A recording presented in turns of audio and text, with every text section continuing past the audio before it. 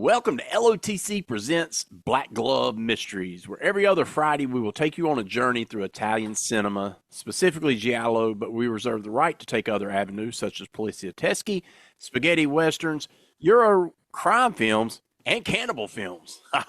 Either way, you will hear and now see us talk Italian cinema. This is episode 473, double 84. I'm your host, Greg Mortis, along with Ian La Punelli. What's up, Ian? My son was a son of a bitch and he was no good. That's it. My son is dead. I don't want to talk about him no more. Bro, that scene had me laughing. Like, you could tell it was just such a independent, just local actor that just, no, don't leave me alone. Just leave me alone. Well, we are back tonight and we are starting Cannibal Month. And we are going to look at two, I would call pretty notorious. One, absolutely notorious, probably the most infamous of the cannibal films. Ian, would you say? Yeah. Yeah, definitely. So the two films that Ian and I will be covering tonight is 1980's Cannibal Holocaust, bam, as well as Last Cannibal World. And what I like about the Last Cannibal World is this is the one that Severin released a few of these last year. Yeah, it was late last year. They released these cannibal films, and we're going to look at a couple more of them next week as well. So Severin's going to be getting a lot of love from us. I'm wearing the Severin shirt here. So yeah, representing the SE, buddy. But we're super excited. We're going to be talking cannibal films, and yeah, we'll get into some of that. But I do want to mention, Ian, you and I just recently got back from Creature Feature Weekend in Gettysburg, PA, right? Yep. And we had a good time up there, Pearl, and you and I, and we mainly went for one guest. I mean, that was pretty much Yep. the reason going, for sure. Not that there wasn't other people there, but, going to see Iya Shina from Japanese actress from Tokyo Gore Police. Most of us would know it from Takeshi Miike's Audition, among other stuff that she's done. And she was a blast. She was such a sweetheart, man. Yeah, Sure. I agree. She's like always smiling, always like greets you with a hug and shakes your hand afterwards. She was great. She definitely makes you feel special, and I like that Yeah. about her. And she did learn a little bit of English. You had mentioned that she had been trying to learn some, and she definitely tried to Yeah. at least greet people. I know Pearl was able to talk to her, wasn't you, Pearl, for a few minutes. I'll be honest, the convention itself wasn't bad. I will give some criticism for it, Ian. I think you're, 5 years in on this one, I believe it is. My only criticism I had for the convention was that there is no true movie vendors like a Severin or a Vinegar or anybody that would, MVD, somebody that would represent movies, right? Blu-ray, 4K, Yeah. DVD.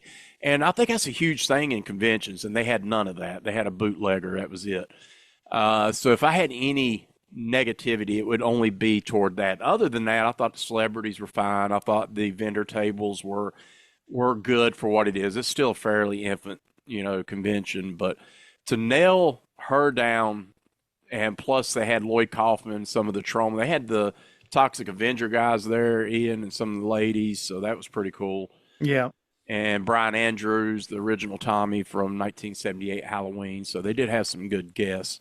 But you and I went specifically for EI, and she was awesome. It was funny because when we got her autograph signed, Ian, Pearl was watching you, and you went first, and we're over there giggling like little schoolboy and girls because watching you come up there, I could tell you was nervous and excited. And Yeah. to watch her interaction with you was really cool. But what I liked about it was when we went up was that being personable, right? So then we ended up doing the photo op later that afternoon, which was awesome. Even though I will say this was the other criticism that the digital printout of it took forever, bro. Yeah. I mean, No. it was close to 5 o'clock. 5 o'clock, the celebrities started leaving, Yeah. and we're sitting here at like 4:40 waiting for our pictures to get printed out. And we're like, man, we wanted to sign it. And Pearl went over and stood by the table, and she ended up talking to EI and her handler for a little bit, trying to hold her up so she didn't leave. And we got our pictures finally, took off running, and she was gracious enough to sign them. So But man, it was such a pleasure. She did. I'm gonna brag on myself for a second because she done this thing where she done over my head like this. She was doing something on the picture, and I'm like, "What is she doing?" And the lady said, "She said you had a beautiful head. You got a beautiful face, like a beautiful head." I was like, "Oh, okay." So I'm bragging on myself for a second. Thank you, Ian. But other than that, man, great time. And then Ian, you come to the house. You had a little hiccup with a freaking canceled flight of all things that happens, Yeah. but it gave us a chance to watch some movies. So we watched some movies together and caught up on some stuff. So there you go.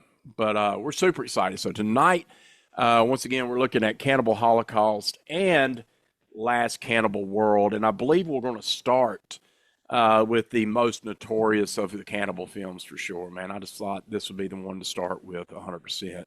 And this is the Grindhouse Blu-ray. And man, it's an immaculate set. And this thing right here has got Yeah. anything and everything you would want. I know that 4Ks are getting released and stuff, but I'm perfectly fine with this. Yeah. I don't feel like I got to upgrade. Plus, you got the soundtrack inside, which I thought was pretty cool that they put that in from Riz Ortolani. And so I think without further ado, Ian, I'm going to send it over to you for the plot synopsis, and we'll start breaking this one down.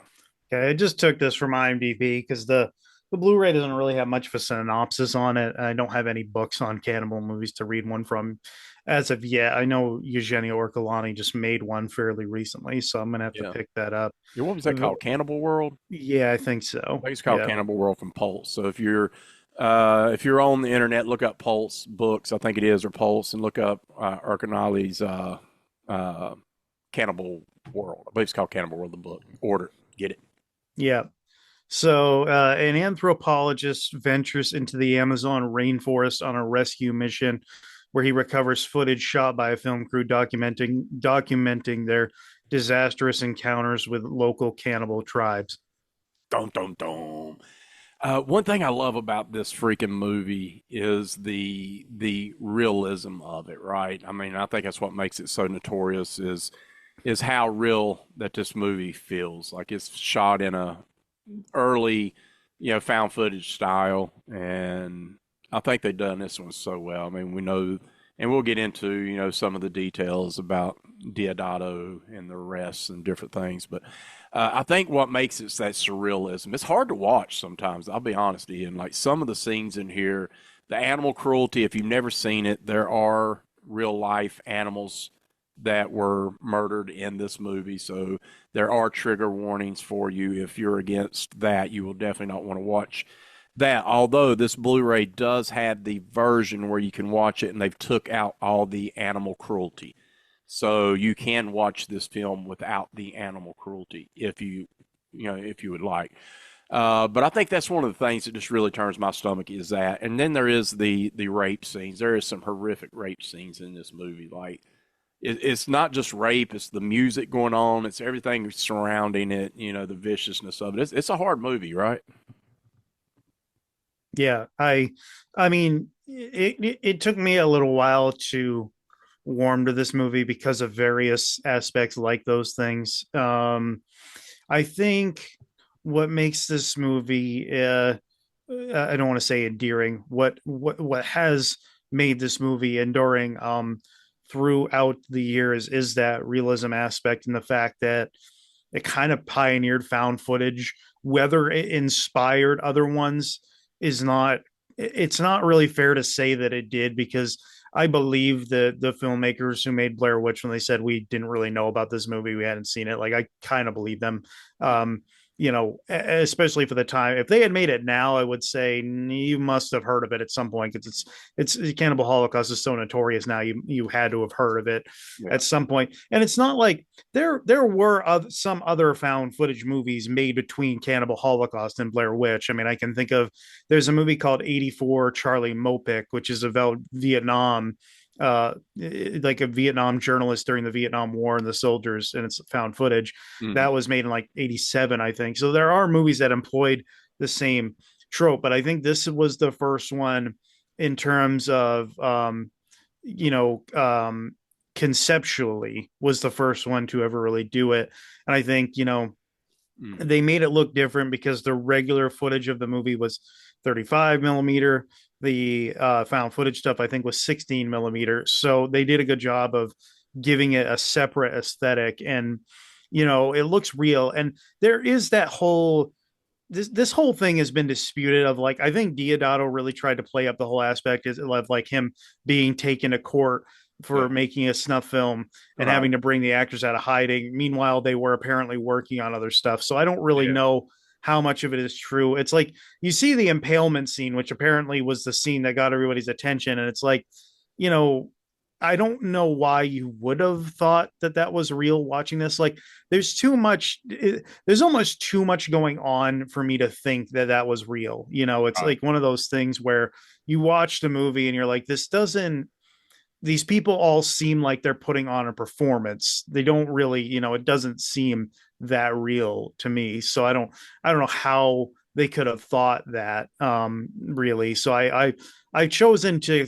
think that Diodato kind of played that aspect of it up, and that stuff didn't really happen, in terms of him being, possibly prosecuted for it or whatever. Yeah. But what I like about the movie is ultimately it's that idea of the people who are from, to me, the most, New York City is probably the most urban place probably in the world in a way. Hmm. And it has a specific American culture to it. So I think in some ways he may have been taking a jab at more American culture, but also just it's the idea of the most urban people in the world being being worse and capable of more offensive things than the most primitive people in the jungle. And that's basically what the movie's about. And it kind of highlights in a way also, like, okay, you have that first sort of rape scene, which also is basically the punishment for the adulteress. It's like, okay, this is something within their customs, their norms, their cultural norms or whatever. Whereas Yeah. when you see the rape scene later, they're doing it, the filmmakers are just doing it for sensationalism and because they want to. So Hmm. it has a complete not that either one of them is right, but there's like a difference in morality between those two things. And I think what the movie highlights it, and you walk away thinking, well, the primitive cannibals are actually better people than these filmmakers from New York that you think you can relate to more when the movie starts. And even when they start going into the camps, it's not like the cannibals are treating them badly. They're just letting them walk around, do whatever they want until a certain point, obviously. But it's like, really, if they're not really treating them that badly up until a certain point. You can't. Now there are other cannibal movies within this genre you won't say the same thing about, in terms of Yeah. the cannibal natives are treat people a little bit more with a little bit more hostility depending on what the movie is. But in this one, they really don't do that up until a certain point. So there is that aspect to it. And I think the performances in here are actually pretty good. I really like Robert Kerman as Professor Monroe. Ed Maddox does a good job dubbing his voice, but I thought he's very credible and very believable, in the part. I like the two guys that are with him, Miguel and the other guy with the beard. I thought that they were both pretty entertaining. Yeah. And even though you don't really like them as characters, I like, the acting among the filmmaker crew is really good. Like the um, Carl Gabriel York, who Yeah. plays Alan, I think he's really good, especially that scene where he has to sort of feign his shock at the scene with the impalement when he's like, oh my gosh, I have never seen such cruelty. It must be, this primitive punishment for, the woman losing her virginity or whatever. Like that whole scene where he has to put on that act, Yeah. I think is really good. I think all of them kind of get certain moments to shine. Faye, played by Francesca Sciardi, and Mark Tomasino, I think is his name, Yeah. playing, I think, a character named Mark as the other cameraman. They're both dubs, so their performances are a little harder to gauge. But even like Francesca Sciardi, like her spirit, you can tell kind of just breaks at a certain point in the movie, specifically after that rape sequence where Yeah. she's covered in mud and she's like just not saying anything, looking, stone faced into the camera. Like there are little moments like that for all of them where it's just, some of them just go, are kind of completely okay with what they're doing. She seems to be the only one who feels something about it, and in a way she probably ends up getting the worst fate of all of them, He really, does from what we 100%. see. So that's rather unfortunate how that turns out. But even just like the beginning of the film, like it takes you to a type of New York that really longer see. I mean, the Twin Towers are obviously highlighted a lot on the camera, but just the whole idea of the newscaster talking about, I can't remember the exact opening line, but I do remember really liking it. And he talked about how, oh, there's cannibalism in other parts of the world, and these four brave people went out to venture and shoot a documentary about them or whatever. So right away, there's that aspect to it. Um, and I also think one of the things I thought about too while watching this is like, okay, even if it's one of those things where Cannibal Holocaust, regardless of whether it really inspired anything, because like I said, conceptually it was the first one to do it, so it almost seems like it must have just put that idea into the water or something, into people's minds, regardless of whether it inspired them or not. It's almost like it needed to be there for these other things to happen. And it's like one of those things where even though they weren't inspired, I'm like, would they even happen without Cannibal Holocaust? For whatever reason, would people have thought of it? I don't know, Yeah. because it's just like I can't think of any movie that really did anything like this before it. I really can't think of anything. Not like this. I mean, you had Night of the Living Dead, some zombie films where they're kind of cannibalistical style, but yeah, nothing like Well, this. I'm not talking about that. I'm talking about like the Yeah. found footage stuff. Yeah, the found footage definitely, which I thought was handled well. I agree with you on that. I think going into this movie, what I like, you got to like a movie with a movie because you have the filmmaker that we find out that he goes into the jungles as a rescue mission and he ends up finding the raw footage from the group. I liked, like you said, I did like Harold Monroe. I do like his when they're sitting around the boardroom and they're reviewing all the footage that they had found, and he's basically, they're watching it, and part of the crew is like, we want to release this. This will be a great documentary. This should be out there. And then he's like, yeah, but wait a minute. I've seen the rest of the footage, and this shouldn't be out there. Like, we should not put this out there. And they start watching, and that's the second half of the movie, and that's where we see the impalement and those rape scenes, and then by the end of it, they're like, "Yeah, burn it! Like we can't put this out there." So I like the elements of that. I did like the four crew, the documentaries that went out. I did like their dynamic, but what I didn't, you turn against them so quickly because you see what they're physically doing in. Like they're trying to antagonize the cannibals to do stuff that they weren't doing. They burn their huts down. They do all these cruel things to them, almost to make them try to come at them. And boy, do they eventually come after them, and they get what they. I mean, me personally, they got exactly what they deserved. Minus, I didn't think the Faye character Francesca. I didn't think she quite deserved what she got. Like she literally, like you said, she had that breaking point where she's like, "This is wrong. We shouldn't do this." But then she ends up getting the most cruel death of all of them, and I mean, it's horrible. But uh, man, what a freaking movie, dude! I don't know, like I agree with you on Diodato and the whole. I think you do use that to try to help promote your film and try to get it, out there like he's doing. It definitely is.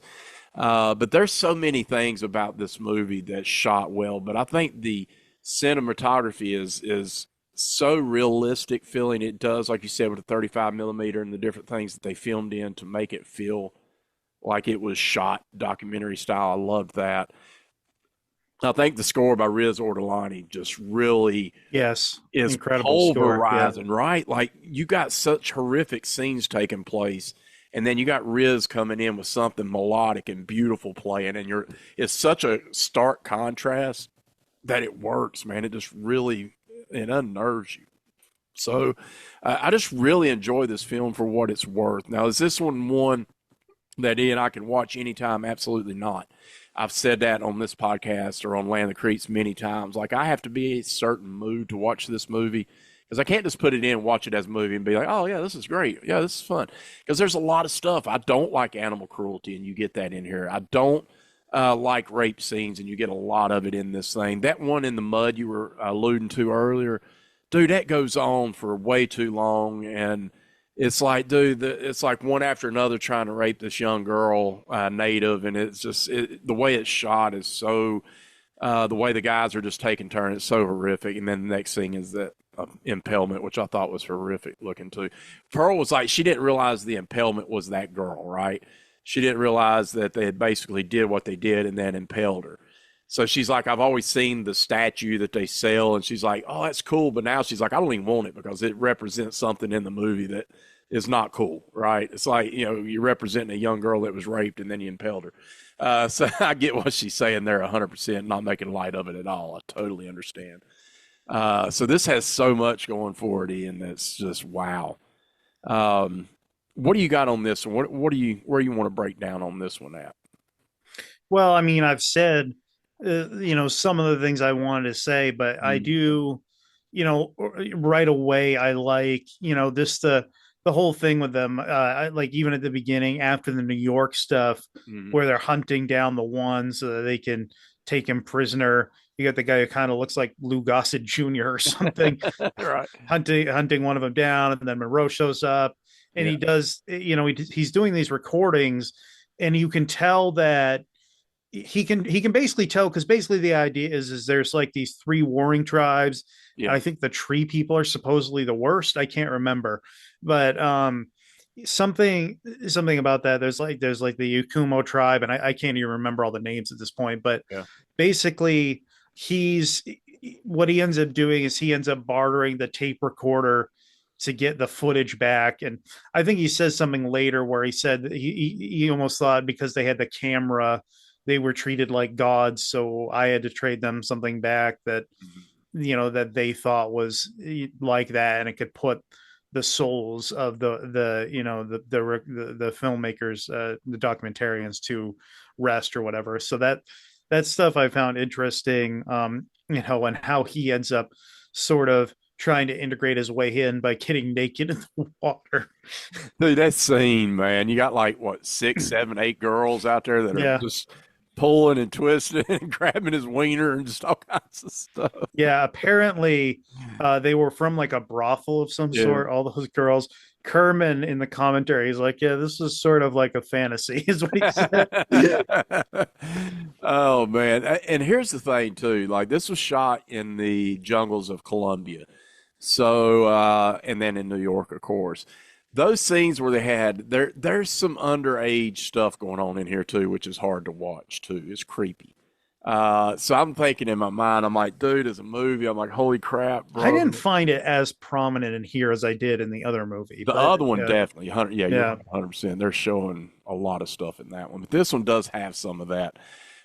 Supposedly the girl that was in the impalement and everything was 14, so that's kind of creepy. I didn't know that, but Yeah. they apparently he explained how they shot that. He said it was actually relatively simple. Like we Mhm. had something in her mouth, then we had her on the pole, and then we had her on a bicycle seat. Like it wasn't, Yeah. complicated filmmaking. Yeah. So It looks like it though. The way they shot that scene looks horrific. And I was like, damn, like, dude, that would be a horrific way to die right there, dude. Holy cow. It's almost like Vlad the Impaler. Like, you yeah, read the history of Vlad the Impaler, man, that's kind of what he did was impale people similar, live like that, dude. It was freaking horrific. But now this movie, man, has so much going for it. The score is phenomenal, like I mentioned. This is one of the best scores I've heard in any genre. It's just so beautifully shot. And what did this one gross? This one grossed. It doesn't have here. I want to say it grossed like 19 million. I think is what I read or something. Before it got banned, it got banned fairly quickly, and like it got, because of what all was going on and the whole. They said because of the uh, possible deaths that they thought had happened in here. But they said, where was it right here? It premiered February 7th, 1980 in Milan, and they confiscated the film itself. Yeah, so 21 million in Japan. It grossed 21 million, become the second highest growing film of that time after E.T. So wow, I mean, the, all I can say is this is unneeded. I think everybody should at least watch this one time, Ian. I think Yeah. this is a movie that has its place in cinema, but specifically in that whole found footage, in that whole exploitated, all those type films. This is one that is so notorious. Like everyone should see this movie at least one time and go into it.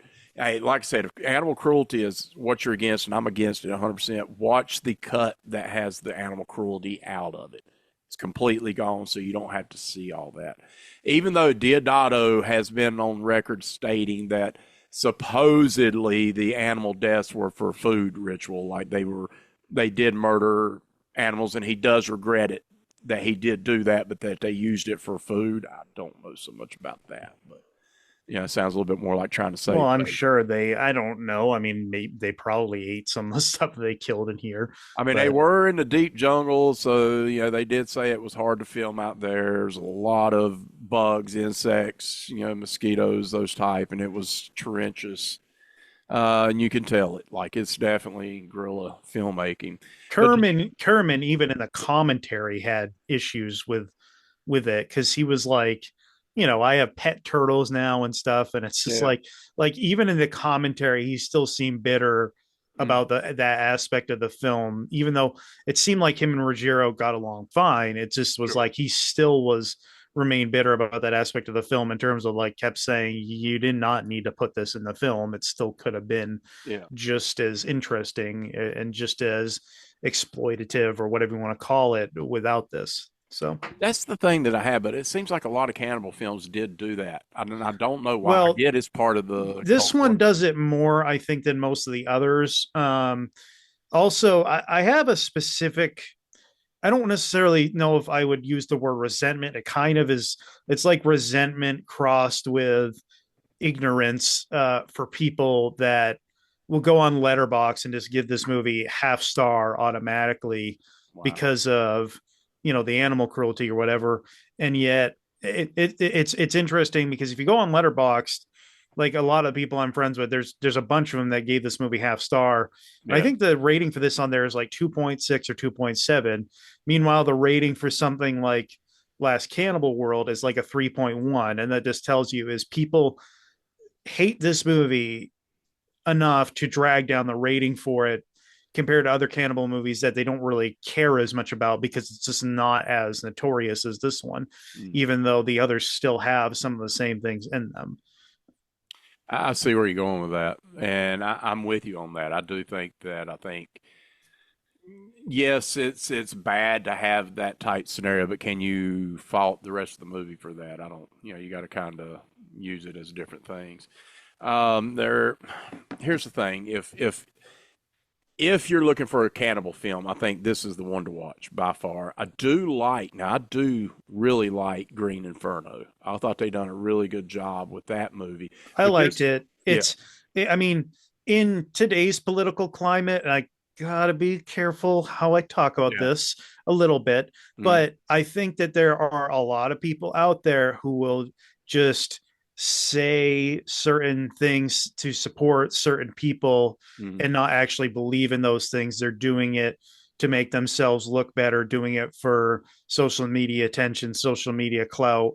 And mm, that's basically what Green Inferno is about. And I like that Eli Roth made a film about that. And I don't really know if I want to talk about his politics much, but no, he does seem like someone who would be on people for something like that. So I think that was, I like that he took a certain approach to it in terms of, okay, I'm going to take things that are inspired by some of the other cannibal films. I actually think it's actually closer to Last Cannibal World to me than it is Cannibal Holocaust, truth be told, if you're going to compare it. I agree. think that because of the natives in that movie being much more hostile right away, it reminds me much more of that movie than it does Cannibal Holocaust. Because Cannibal Holocaust, they're like, they are relatively nice, to be honest with you, They are. They're compared to they honestly, are in the other films. yeah, they act kind of curious is more what they're acting like. It's And I not like don't they're out front. know if Ruggiero was thinking about this consciously at all. Whereas, because in Last Cannibal World, the cannibals are from the Philippines, right? And then in this one, they're from South America. And I don't know if he was thinking about that. He's like, oh, I'm going to show the difference between the two. I don't really know if he Yeah. cared or was thinking about that. He might have been at least a little bit, at least the fact that he was, the fact that he was probably conscious of setting it in two different locations. And I think he Mhm. definitely filmed it in two separate locations. But that was interesting. But a lot of these cannibal films have this sort of moral message to them, and none of them feel like, I mean, well, this one I guess is heavy-handed in its own way, but it's Yeah, not. It doesn't feel. It does. It always feels interesting. Let's put it that way. it does. And I thought Eli Roth did a good job with that in Green Inferno, coming up with his own idea, sort of own idea for that and how it registers to today. Diodato apparently was influenced, and I don't remember the specific incident. He was inspired by how the Red Brigade, which was sort of a, I think I don't know if it was a right wing or left wing group in Italy, Right. but he was inspired by the news coverage of them to make this apparently. But I mean, you do see, it's like I can't think of too many specific things in the news lately, but it's like, news and journalism nowadays is kind of, sometimes you don't know which side to take or which perspective to take because everyone's kind of trying to give you a certain one. Actually, I can point out an incident that just happened fairly recently, with the actor Alan Richson. Like, apparently, when TMZ came out with a story, they were all talking about, oh, Alan Richson beat up this guy, and then apparently his like body cam footage from his motorcycle shows that he was more so defending himself, and the narrative had to be switched back. So it's like sometimes people will get on certain people or say certain things without really knowing the full story until later on, and sometimes that narrative has to change. And I think that is something that I think this movie kind of talks about in its own way. Yeah. This once again the Grindhouse release, which this is still available. Looking at the special features of this thing, you got the commentary tracks with Diodato and Star Kerman and York and Schradi, and then you got new in-depth interviews with Diodato, Francesca, assistant director Salvo Basili. You got cameraman Robert Forge, Devazati, as well as classic interviews with Kerman, York, and Riz Ortolani. You got a 24-page booklet, notes by Eli Roth, and extensive galleries and other surprises up in here. So, and you got the soundtrack score as well. So, this is really highly recommended, man. It's a beautiful, beautiful, beautiful case here. Hard, not like the super hard, but it is hard, embossed. Looks gorgeous. Love, love, love this release. So I highly recommend it. But yeah, I'm giving this A plus. So you ready for ratings on this one? Yeah, I mean, after I wanted to talk about a couple other things. So the main music theme was actually used in the penultimate, so second to last episode of season 2 of Euphoria. In the credits, they reused this. They Oh used the wow. song, and then Eli Roth also used it in his documentary Finn as well. Um, he specifically talked about how he got permission from Riz Ortolani's estate or something to use it. Um, I know I have some dubbing here because there's a Yeah. lot of them for this. Larry Dolgan is dubbing the news reporter at the very beginning. Francesca Ciardi as Faye is dubbed by Pat Stark. The other cameraman, so that would have been Mark Tomasino, is dubbed by Stephen Loboto. Ed Mannix is dubbing Robert Kerman as Harold Monroe. Kerman did say there's one part where he's talking into the recorder, apparently, Hmm. that it actually is his voice. That's Oh the wow. only time where it's his voice, apparently. Wow. Robert Summer is dubbing one of the executives. I think he's the one who says burn all this at the end or Yeah, whatever. I like that Uh, scene too. Carolyn DeFonzica is dubbing the executive, the woman, the one we see the most. Uh, see here. Do I have anything else? No, but I did want to talk about some notes from the commentary. So they shot a few days in New York. A lot of the interiors in New York are actually in Rome, probably at Inter de Palace or something. Mm. Um, the woman, the yeah, okay, that one I already talked about. So the woman who played the adulteress was actually one of the costume designers, and you could tell because in the mud she doesn't look at all like she looks like a white woman Mm. basically with mud on. Um, Kerman had told them not to kill the muskrat. They did it anyway. They a lot of them slept in like a monastery. Kerman himself had a hotel apparently. So this was a funny little gag. So the guy who gets killed at the beginning, the guy gets like the poison in his arm or whatever, and they have to cut his arm off, but he dies anyway. Yeah. You can see him alive again in a shot as the plane is coming down afterwards, and it's Oh, like a wow. quick shot where he's in it, and Diodato points it out. He's like, "Oh yeah, I already killed this guy, but I had him in here for just a split second." So, and I had never noticed it before until he Uh-huh. said that. So, um, the scene with Faye's sister that you see her, she's like a nun or whatever. That was shot in Central Park apparently. Um, Jack's body when that gets cut apart, that was all pork. Um, Someone asked Ruggiero if he did like if he ever does like storyboards, and he's like, no, I just invent things in the moment. So those are some of my notes from the commentary. Nice. All right, cool, cool, cool. All right, so do we have anybody in the Hall of Fame All I don't Star? think so. I mean, besides Diodato, Yeah, obviously, but clearly. I don't really know if there's anybody for this because I can't think of anybody we've really seen in something else here. Yeah, I didn't either. The only one that Um, remotely looked like anybody was the Jack character, which I know he wasn't. I don't. Well, yeah, we're Yeah. gonna see him probably in another movie we Mm. cover eventually, but not here.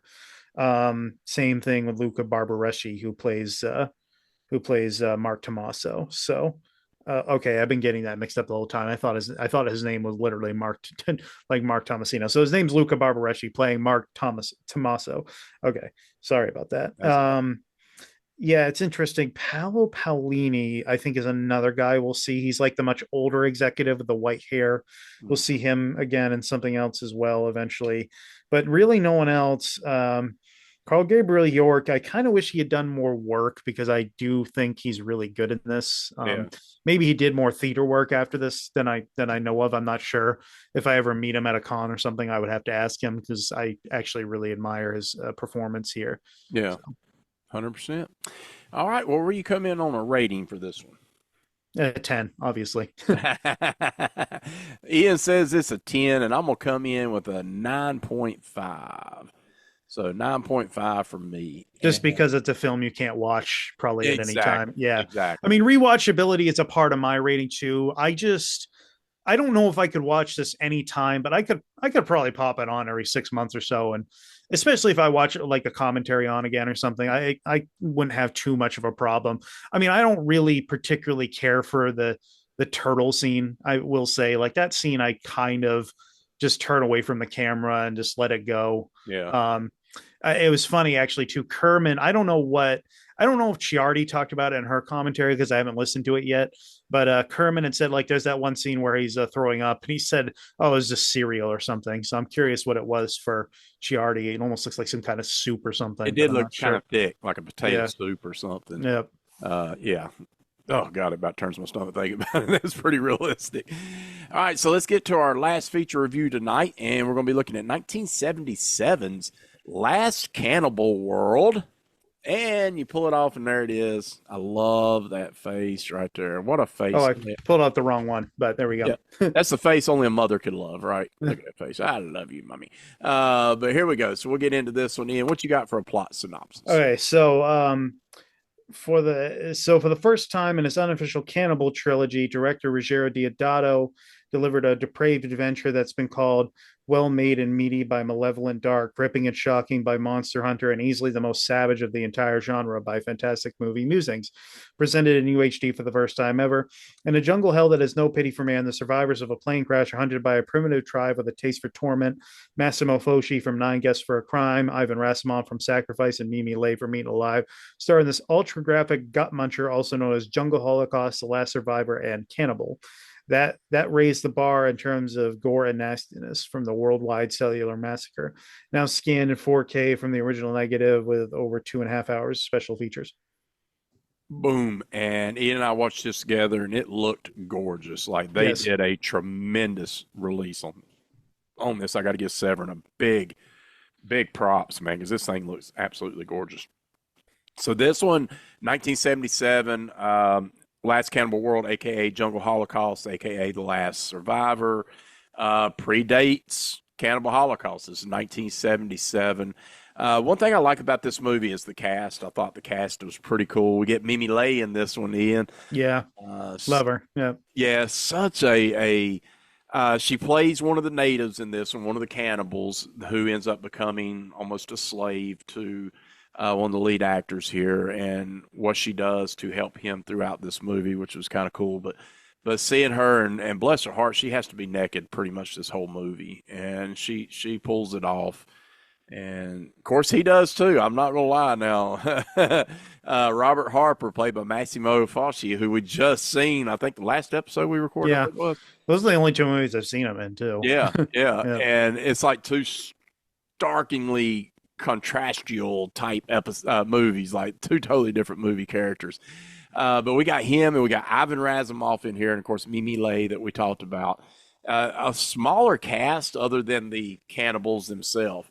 But we see that Robert and Rolf are on a flight, and they have their pilot and then the lady with them, and then they end up landing in the jungles, and they have a little accident, and the cannibals show up. These, like you said, now these are vicious cannibals. Like these are ready to kill you type cannibals, not like the Cannibal Holocaust where they were just kind of there. These were coming out immediately trying to attack, and what they end up doing to Robert Harper through this movie is wow. And Ivan Razumov's character Rolf.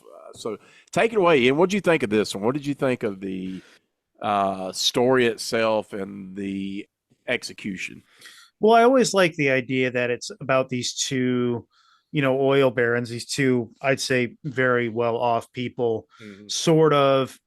And, I don't necessarily know if I would say that they're bad people. I don't know if that's fair because I don't necessarily think I judge someone just on the wealth they have and what they're willing to do to get it, because I don't think from what we see, it's like they don't even know that there's people in this area in the first place. Sure. So I think that there might be an idea. Maybe they're greedy. Could they be exploitative? Yes. Although if they don't really know that there's anything there, they're not really being that exploitative, unless you just say, well, unless you're some environmentalist who says, of course, well, they're being exploitative just by doing that to land for oil. Fine, Yeah. have your own moral high ground about it. But that doesn't. I don't necessarily think that makes them bad people per se, but I always like the idea that they were two guys, two well-to-do guys, possibly billionaires. And it's like, what would happen if you had to survive in not only this jungle but against these primitive people who are much different from you in terms of Yeah. their own customs and norms, and are definitely hostile towards you Yeah. as well. So it's like, what do you do? And it's like the way Robert changes throughout the film. He becomes much more cold. He becomes much more aggressive, dare I say, savage and Yeah. hysterical at times. And I kind of liked his transformation. But even still, I wanted to see them both get out of there towards the end of the movie. I was rooting for them to get out of there because I also thought, okay, if they survive this, and one of them does, it's one of those things where, okay, well, how does that change this person in the future? I almost think Rolf goes into this a little bit more maybe aware of what's not necessarily aware of what's going on, but he seems to adapt to it a little quicker in terms of, like, he recognizes the spear and he's like, these people are from the Stone Age. So he's a little bit more seemingly aware of the danger at first. And it's like, as at towards the end of the film, he seems a little bit more sane and more well put together than Robert does by the end of the film. And you even get a hint of Robert being this way a little bit at the beginning when he yells at him at one point, and then he's like, has to say, take a second and be like, sorry, we're not going to accomplish anything by fighting. So Yeah. there is a little bit of that there at the beginning, and both characters I think are interesting enough to follow throughout a whole movie. I kind of wish in a way you could follow what happens to Rolf and in a way just as much, because it's like it doesn't seem like he ever encounters the cannibals, or at least he stays hidden from them. Yeah. His problem ends up being that he gets gangrene from something. So he's, he has, obviously later in the film that knee for him is just getting worse and worse up until the point where, he gets, let's say he gets basically a spear at one point through his chest or his shoulder, and Mhm. he clearly doesn't have much left in terms of his immune system to help him at that point. So he's just kind of like, you're just like, okay, I don't know if he's going to get out of this. But Yeah. it's like I said, following those two around was interesting. And even when he takes Pilon, played by Mimi Lay, when he escapes, it's kind of interesting how it's like, okay, does he want her around because, let's just face it, she's a hot woman, so why Right. not want her around? But also, can she help him within the jungle? But she only, what's weird is she only seems to help him and submit to him after he rapes her, which is, Yeah. one of those things where maybe it's the only thing she knows. So she's like, okay, now I have to listen to him and Mhm. submit to him because of that. Because the next day she gets them a bunch of food or whatever after that happens. It's kind of interesting. It's like, oh, this is the only way she knows to, or he knows to keep her sort of from doing, from wandering off or whatever. And yeah, Being and submissive. yeah, exactly. It's Yeah. kind of interesting in that way. I mean, I think she does a lot with just facial expressions and everything like that without being, with being nonverbal and everything. I actually think she's a decent actress who can command the camera very well. Yeah, I agree 100% with that. And I did like her character. I did like you mentioned, I did like the transformation we see with Robert. Like he legit goes through it. I'm not saying that Rolf's character doesn't, but he kind of disappears through, the middle to third act of this movie. He's kind of disappeared and we don't see him till toward the end. So we don't know exactly, like you said, what all he encountered. But we do know what Robert went through. And Robert goes through enough to make you legit, become something. Like that trigger had to flip in him to go from being a billionaire, millionaire, whatever he was, to being a survivalist. And I thought he handled it well. Like there's a scene where he's brought into this cave and all these cannibals are just around him. And this is where we see a lot of kids and a lot of different things. That's, wow, not cool. But anyways, so we see that they start kind of, messing with him. Like there's a scene where even Mimi Lay comes up and starts playing with this weenie and doing all these different things. Um, and then they hang him up. It's the flying scene, right? We see, we were talking about that while we was watching it. Like they basically hang him up and they're like doing like a flying, like he's flying. Cause I guess they had seen him fly in on the plane. And I guess they thought he was like a god or something, like a flying god or something, until they drop him that time. And it's like, yeah, he ain't flying, bro. And then they lock him up. So there's those scenes where he's for days, he's starving. There's even that one scene where he's getting ready to get water. Like I he will does a admit little magic it trick. does drag on a little longer Yeah, than he's I like, would like. I kind of would like a little bit more than just seeing him like that for a yeah, while.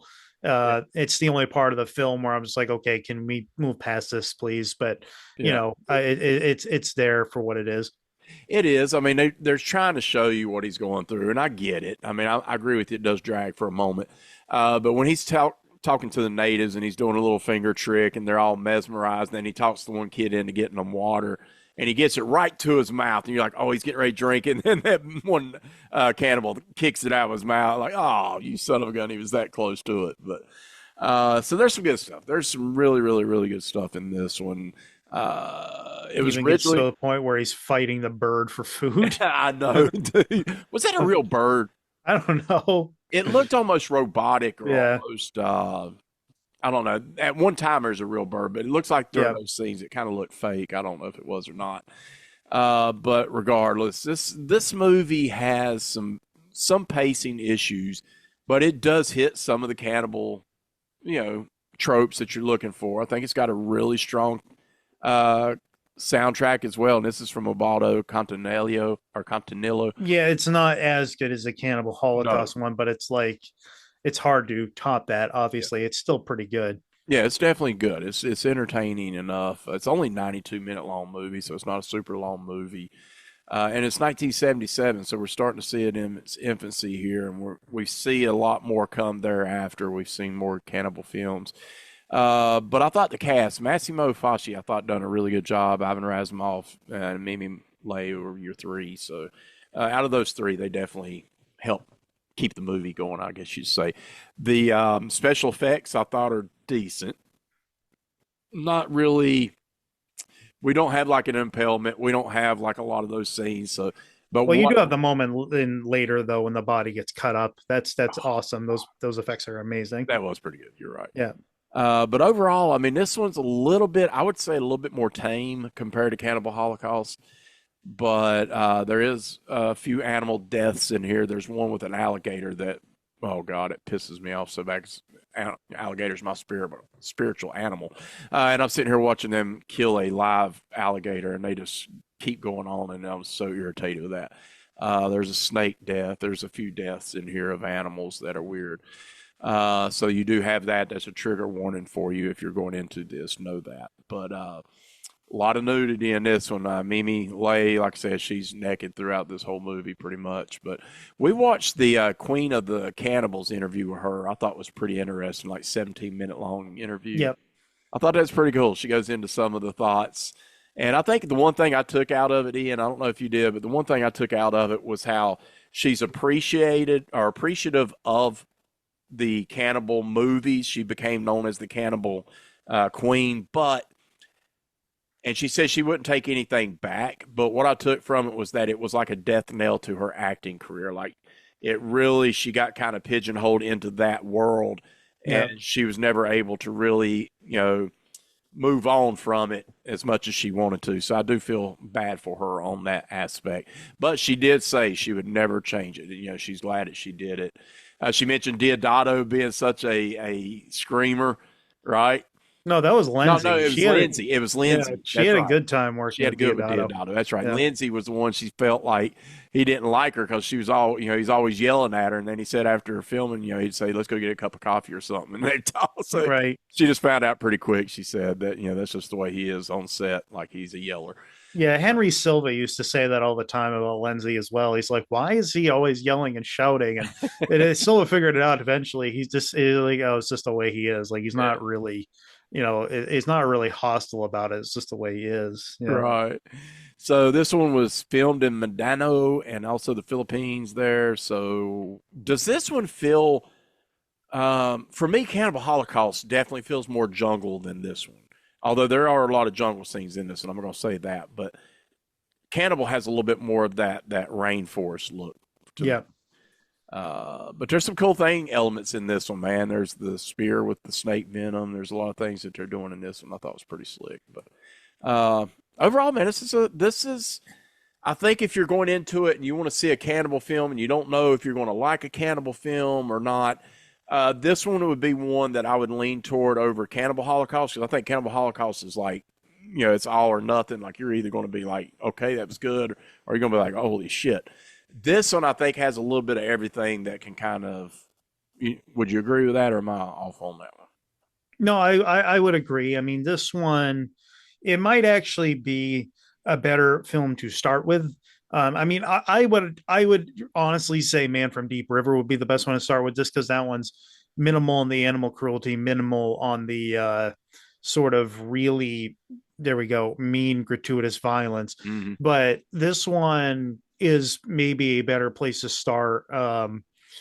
It just in terms of it's a little bit more minimal on the animal cruelty stuff. It's not a little more minimal on the sexual assault stuff. I mean, it's also there, but Yeah. I do think that this one might give you like, okay, if I said watch this before Cannibal Holocaust, I'd say if you watch this before Cannibal Holocaust and don't like it, you're probably not going to like Cannibal Holocaust. So that's what I'd say about it. But Yeah, 100%. I totally agree with you there.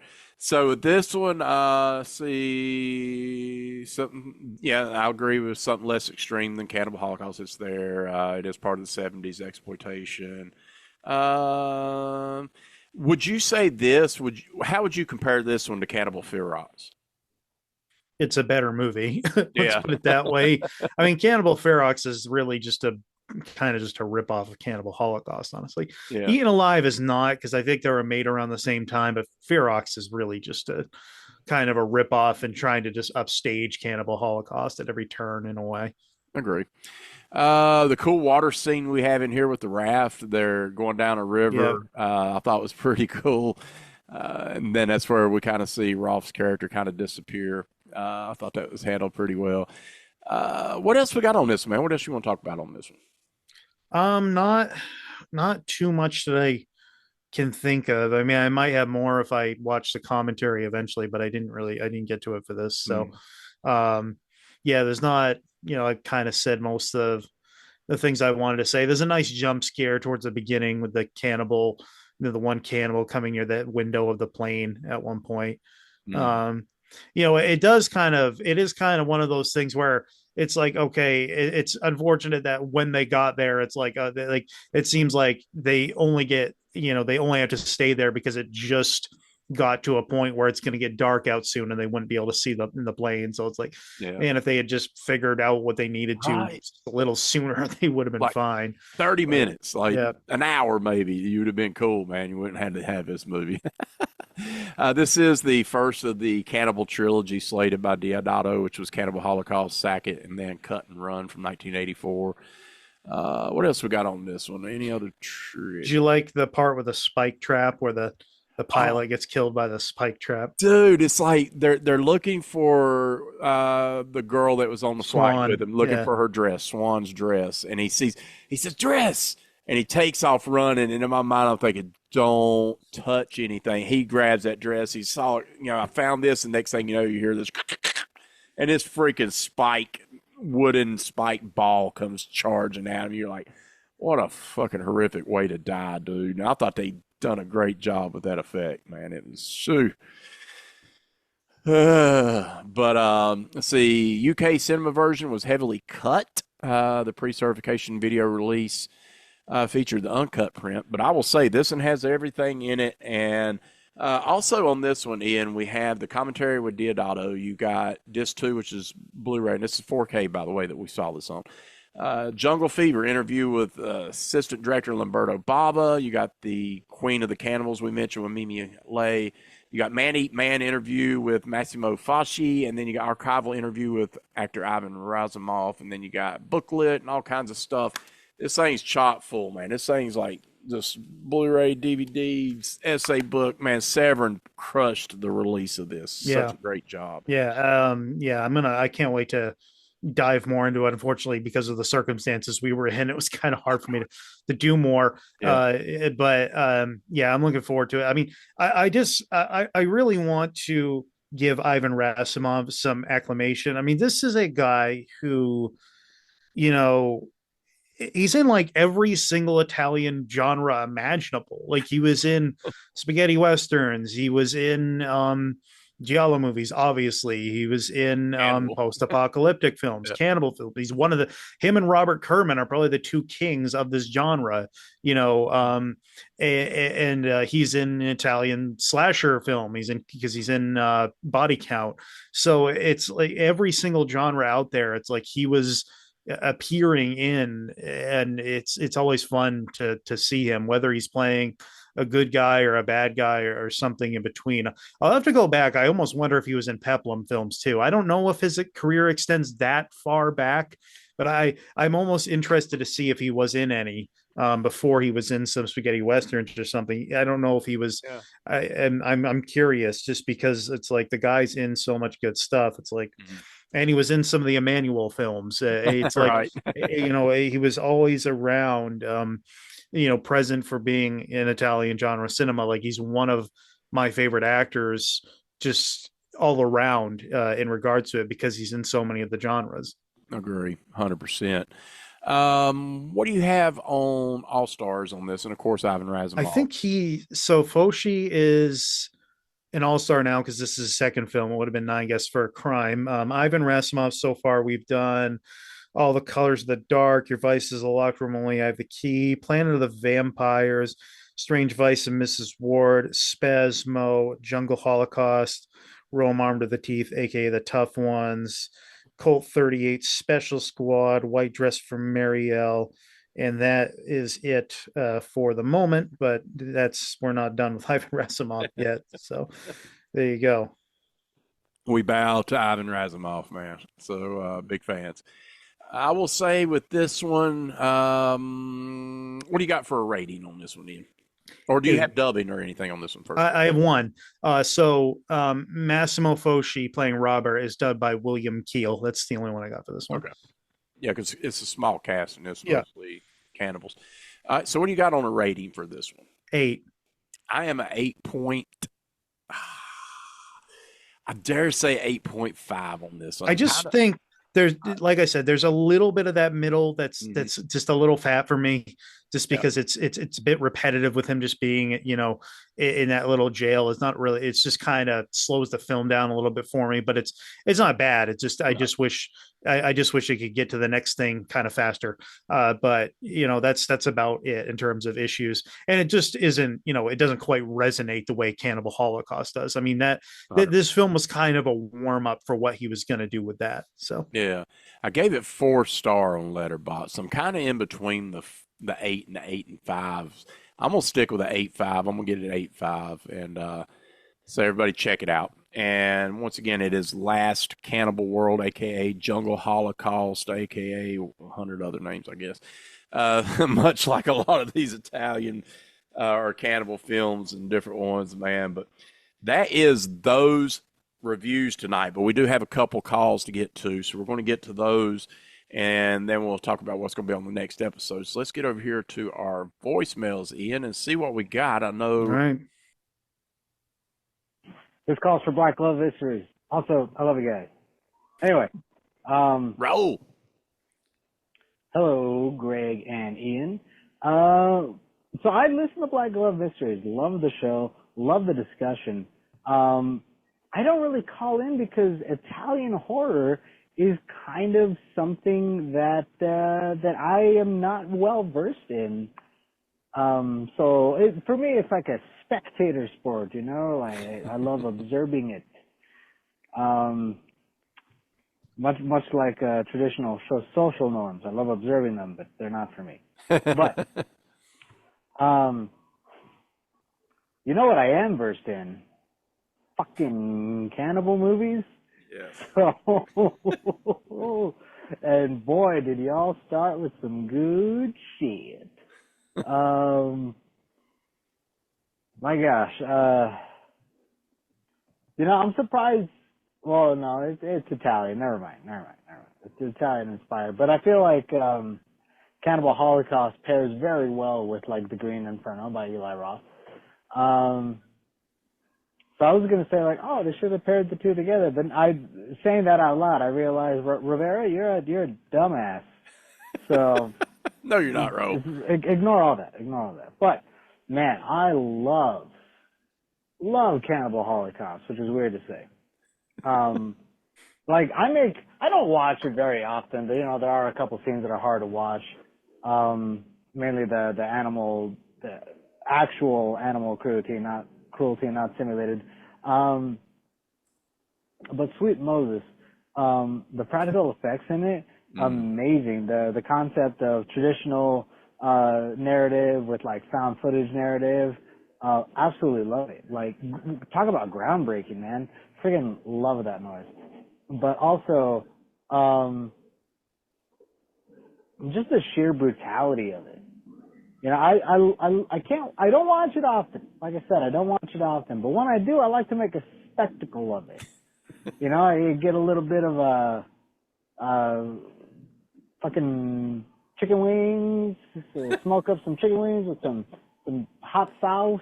Sauce. Make it spicy. Oh, and I usually I'll sit down, I'll watch the movie, eat some chicken wings, and then just have a fucking ball. Good times. Anyway, look forward to hearing the show. Love you guys. Bye. I mean, bye. That is none other than Raul from Headlong Yeah. into Monsters, man. Love Raul. Yeah, I've been on his show a couple of times. I was on Yeah. their show with him and it would have been him and Ashley.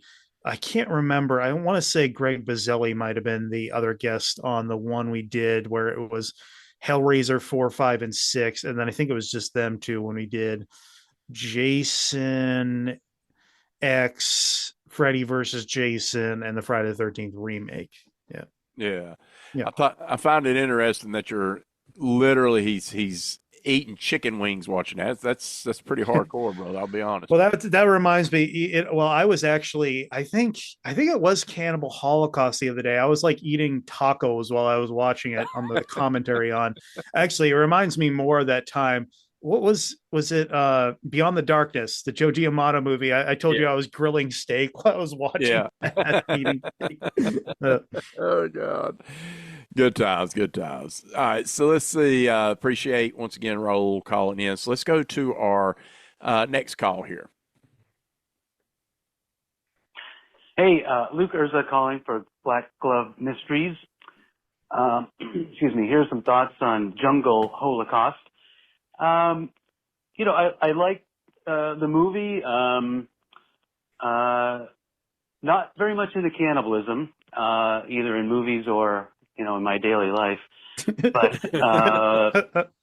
well done. If you're into that type of thing, Ian and I spoke at one point, about the killing of the alligator. I don't know that would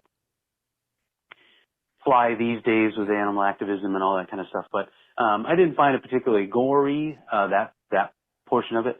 Some of the scenes with cannibals eating, raw flesh. I mean, I get it. It's a cannibal movie, so they're going to do that. But I thought a little bit of it was over the top to some degree. But overall, good movie. I'll call back with a review of the other movie as well, which I'm not sure my feelings on that one yet. I'm still working through it. But have a good one, guys. I'm telling you, man, when you get into Cannibal Holocaust, man, it's always a mixed bag because it is such a horrific, it's provocative too. it's very Yeah. provocative. It's very, oh God, there's a lot of feelings going on in that. So excuse me. So let's go to a second call here and let's see what he's got here. If I can get it to play, there we go. All right, so let's play it. Hey guys, excuse me, Luke Urza calling Black Glove Mysteries. Some thoughts about Cannibal Holocaust. Quite frankly, I'm all over the map on this one. Ian and I spoke about it, and I think right out of the gate, I was like, that movie was terrible. And I think, I don't mean to be offensive, but, and Ian has tried to convince me and has done a good job, to kind of look at it in a certain way, for the genre, for the era that it was made, for some cinematic, let's say breakthroughs, which all of those things are kind of turning me, at least, 50-50 on it, I suppose, maybe a little better than 50-50. Cause initially when I saw it and hadn't spoke with Ian, who obviously has seen this before and is way more of an expert than I am, he pointed some things out to me, but my initial thoughts were minimally, at least, some of the savagery. Okay, I can deal with all that kind of stuff. It seemed less of a cannibal movie, if that's possible, than almost like oh boy, what are the words I'm looking for here? Like not an indictment per se, but like you have like supposedly these civilized people in the city, and then you have these cannibals in the jungle, and then you have city people or the documentarians going to the jungle who arguably should be civilized or whatever. Mm-hmm. And then of course they, do a bunch of, savage acts or, savagery to these, local cannibals, the raping of the cannibal girl, jungle woman, whatever. You know, and then they're looking at her impaled, which quite frankly was a pretty good scene, but you know, they look at her impaled and they're like, oh my gosh, how could somebody do that to a person, you know, after they just, you know, basically raped this chick. So, you know, I mean, it was kind of like, I wasn't following the storyline, but I guess now I have a different appreciation for it. It's almost like the civilized people go to the jungle and they become as savage as, or more savage than the locals. So it's almost like they devolved, if I can say that. Anyway, I have several other thoughts, but I mean, geez, I could keep going on, but, I'm trying to appreciate the movie for the time it was made and I guess what it was trying to contribute to cinematography and entertainment. So guys, have a good show, man. I feel you, Luke. I feel you, brother. I do. And I think, you know, one of the things, because we didn't really talk about this either, is like, I've never felt, and he didn't necessarily say this exactly, but I've never really felt that the filmmakers needed some kind of arc. I've always felt that it's more like this is in them, and this whole environment and ability to create something that's exploitative is bringing it out of them more, especially Alan. And I've always felt that it doesn't really, I don't really think they need that much of an arc, because I think the fact that, you know, the people on the board or whatever had already showed them this is what they're willing to do to create these documentaries. I'm like, okay, that's justification enough to see them almost turn their own empathy off to be able to make this sort of thing. Just a thought. I agree. All right. Well, that is going to be the wrap up of the show. Let's go ahead and announce what we're reviewing on the next one for Black Glove Mysteries, Ian, as we continue Cannibal Month. Yeah. So we got Slave of the Cannibal God. There you go. I'm pulling my slip one out of my slip cover right now. Okay. You got the slip cover, so there you go. Yeah. Eaten Alive. There we Bam. go. So we're doing Umberto Lenzi and Sergio Martino. How cool is that? These are, once again, from the Severin releases that they did last year. It was like a Cannibal release, 4K. Cannot wait to jump into this. I think both of these are actually, both of these are 4K. And if they look anything like Slave did, it's going to be amazing. Yeah. I mean, not Slave, but Last. It's going to be amazing. So really looking forward to this. There's Mimi Lay right on the cover. Boy, you got to like it. So we'll get into these on the next episode. Come on, an empty stomach. Be warned. So that's what you got to look forward to. So that is going to be the next episode of Black Glove Mysteries. Once again, Slave of the Cannibal God and Eaten Alive. So if you got them, watch them. If not, try to check them out, and you can come back and follow with us. So with that said, Ian, let's wrap it up. What you got in final thoughts and plugs, bro? So you can find me at on Instagram, Twitter, also known as X, and Blue Sky at Ursanomics. You can add me on Facebook or Letterboxd by typing in my name. And yeah, this was a fun show. Looking forward to more cannibal stuff next episode. Nice. Stay tuned. Now, as you're watching this on YouTube, you're not going to see this next, but if you're listening to this, you're going to hear Mortis Vision with the Mortises, as Pearl and I will be joined by Gary Hill to be talking some outer limits. So that's what we're going to look at. But before we get out of here, I got to give a special shout out to Terror Vision. Terror Vision is going to be releasing a new line they're calling the Death Nerve video. This is #1 on the spine. Man, I pre-ordered this like 3 or 4 months ago. It finally came. It's called The Last Screening. This is a film by Laurent Ackard.